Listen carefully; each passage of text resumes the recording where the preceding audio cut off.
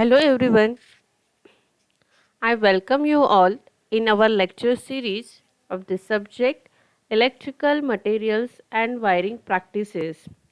This is our lecture number 10 and now we start our second chapter Conductors and Electromagnetic Materials.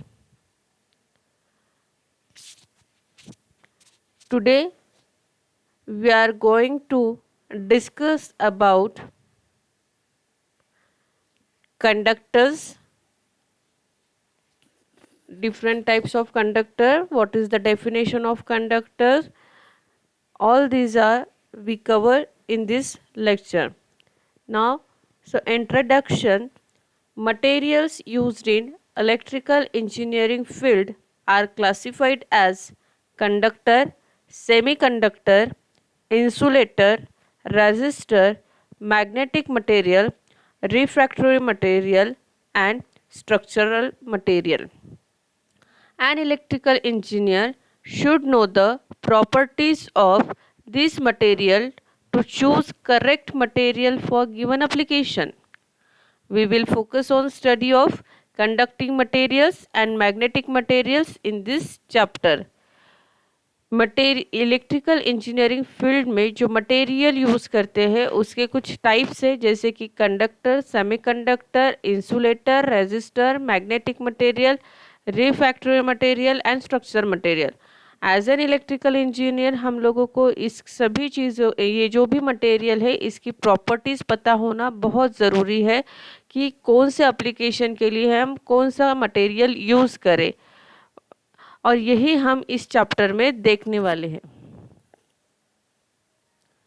Now the conductor, any material that allows electric current to pass through it. Conductor यानी क्या कि जो ऐसा material जिसमें से जो electric current flow होने के लिए अलाउ करता है या इलेक्ट्रिक करंट पास करने के लिए अलाउ करता है, वो मटेरियल रहता है कंडक्टर. अब कंडक्टर जो है ये different types of conductor available in market, जैसे कि कॉपर, एल्युमिनियम, स्टील. अभी यहाँ पिक्चर में आप लोगों को मैंने बताया है कि कॉपर का जो कंडक्टर है या एल्युमिनियम का है या स्टील का कंडक्टर है वो किस टाइप का रहता है. कंडक्टर्स यानी जो हमारा वायर रहता है, हम जो केबल यूज़ करते हैं, घर में वायर यूज़ करते हैं, उसके अंदर आप कॉपर का एक वायर एक दिखते हैं ना आप, कॉपर का, that material is the conducting material. Okay, that is the conductor that allow the current pass through it. Okay,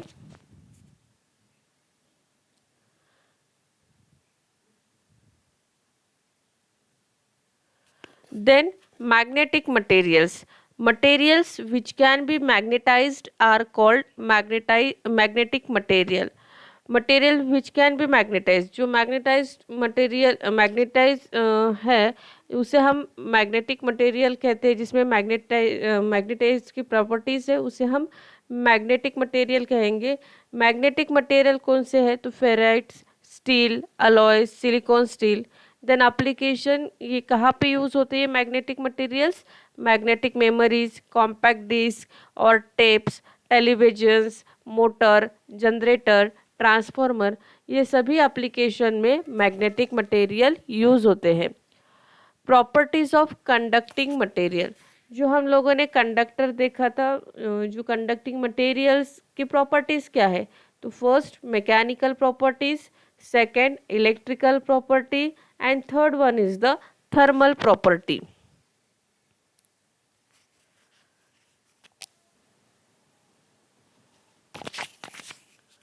While selecting a material for a specific application in electric field, its properties are to be considered.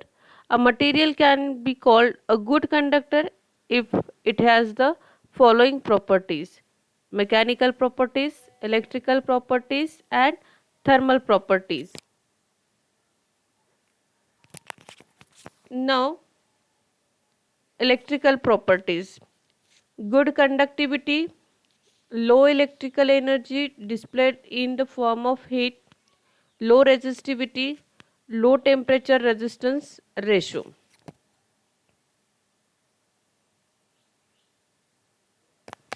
Now second is the mechanical properties.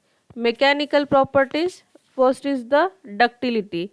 Ductility is the property of material to allow it to draw into wires. Ductility is the property of material to allow it to draw into wires. Then solderability.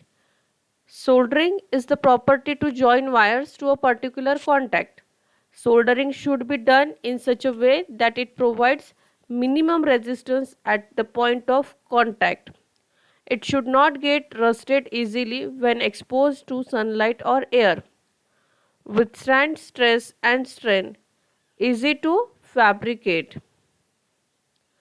High mechanical strength, durability, and low cost. Then next one is the thermal properties. The metals which are good conductors of electricity are also good conductors of heat. Melting, second is the melting. It is the process whereby energy supplied changes the state from solid state to liquid state without changing temperature. That is the properties of conductor.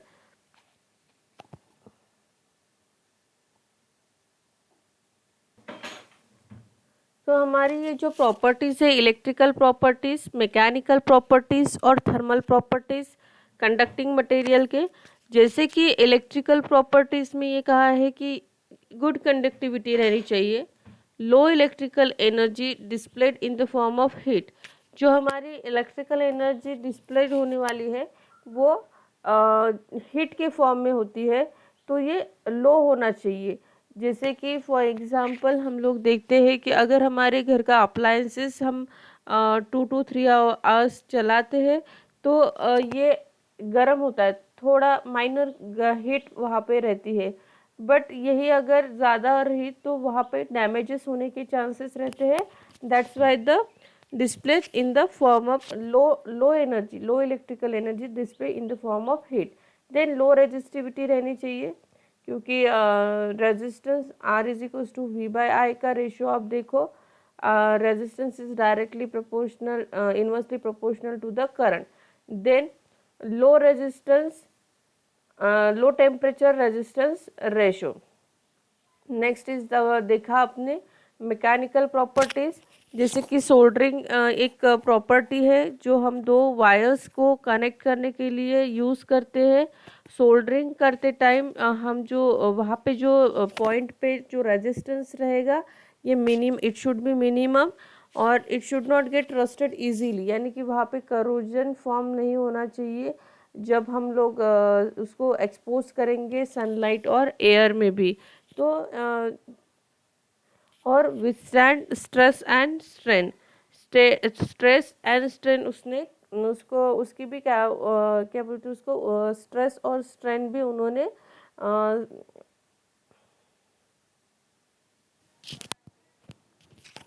Stress और strain का उसने यानी कि उसमें वो capacity होना चाहिए. Okay, now next one is the thermal properties. जैसे कि ये जो मेटल्स है ये गुड कंडक्टर्स भी है और ऑल्सो हीट के लिए भी, यानी कि also good conductors of heat. और हीट यानी कि जैसे ये इलेक्ट्रिसिटी के लिए गुड कंडक्टर है वैसे ही भी ये हीट के लिए भी है. और सेकेंड इज द मेल्टिंग. तो मेल्टिंग यानी कि क्या कि जब अगर ज़्यादा हीट अगर प्रोड्यूस होती है तो भी इसका जो easily ये मेल्ट नहीं होना चाहिए. It is the process whereby energy supplied changes the state from solid state to liquid state without changing temperature.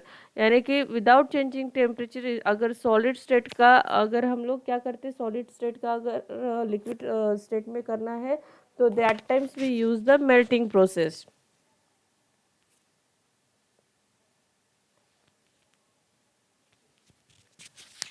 अ, जैसे कि स्ट्रेस और स्ट्रेन को सस्टेन करने की कैपेसिटी होनी चाहिए उसमें, वो उतना एनर्जी का वो लोग सामना करना चाहिए कि स्ट्रेस और स्ट्रेन उसमें रहनी चाहिए ज़्यादा से ज़्यादा। और next is the thermal properties. जैसे कि ये कंडक्टर्स जो है, ये मेटल्स जो है, ये गुड कंडक्टर्स ऑफ इलेक्ट्रिसिटी, जैसे इलेक्ट्रिसिटी के लिए भी गुड कंडक्टर है, तो वैसे ही ये हीट के लिए भी है। और सेकंड इज़ द मेल्टिंग, यानी क्या कि जैसे मेल्टिंग में सॉलिड स्टेट का हम लिक्विड स्टेट में कन्वर्जन करते हैं, तो उस टाइम टेम्परेचर चेंज नहीं होना चाहिए। Now next is the conducting materials and their application. So these are the conducting materials: copper, aluminium, nichrome, tungsten, magnesium, silver, copper alloy, bronze, ACSR, gold, iron and steel. Now first we see the copper. Properties of copper. It is reddish brown in color. It is reddish brown in colour, इसका colour जो है ये reddish brown colour का रहता है। Pure copper is the best conductor of electricity. जो pure copper रहेगा, जिसमें कोई भी इम्प्योरिटीज़ नहीं है, वो कॉपर हम जो है वो बेस्ट कंडक्टर रहता है इलेक्ट्रिसिटी के लिए। इलेक्ट्रिकल कंडक्टिविटी रहनी चाहिए, यानी कि वो ज़्यादा से ज़्यादा करंट फ्लो होना, यानी allow the flow of electric current. Then tensile strength रहनी चाहिए, ductility, strength and ductility combination, creep resistance, corrosion resistance, coefficient of thermal expansion. तो ये जो हम लोग देख रहे हैं अभी प्रॉपर्टीज, तो it is in reddish blue in brown in colour. Pure copper is the best conductor of electricity. It should possess the property of ductility and malleability. It should be easily welded. Copper की property और क्या है कि it should be easily welded. It should not gate crore when exposed in outdoor application. ये इसमें corrosion form नहीं होता है अगर आप ये आउटडोर एप्लीकेशन में भी यूज़ करते हैं। और कॉपर का मेल्टिंग पॉइंट कितना है? 1084 degree Celsius, while it possesses a specific gravity of 8.9.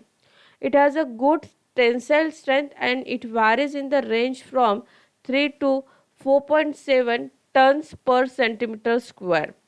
It is used in manufacturing of alloys such as a bronze and gun metal.